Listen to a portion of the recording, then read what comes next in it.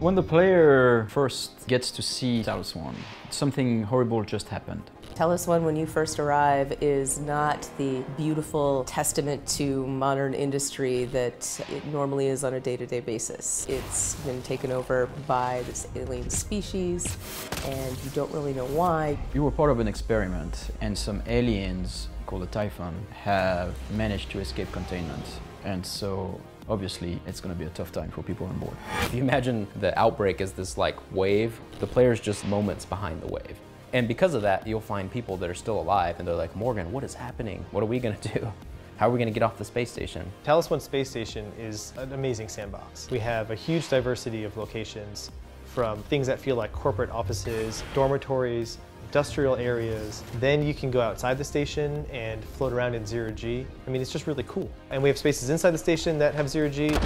There are some spaces where you can't breathe. There's spaces that are filled with hazards. The aliens are just one of the threats to the player. The station is also a threat. We wanted to communicate just how wealthy and ostentatious and powerful TranStar is as a company.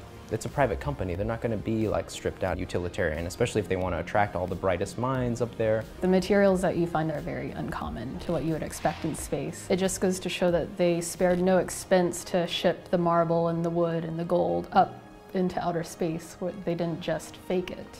We also went over the top in terms of size and volume of that place, because that's the ultimate luxury, right? When you have a space station, you have like a lot of space just here to impress the visitor. It's not all the shiny veneer of the corporation, right? The space station is built in layers, kind of like an onion, and the closer to the center you go, the more you get to the actual reason why the space station is there. You get to the laboratories and the secret stuff they don't want everyone to know about.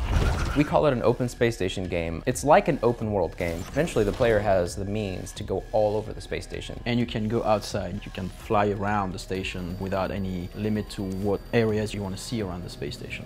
Each level has something different about it, which makes it really special. That each one felt like it had a bit of a unique identity, but still belonging to a whole.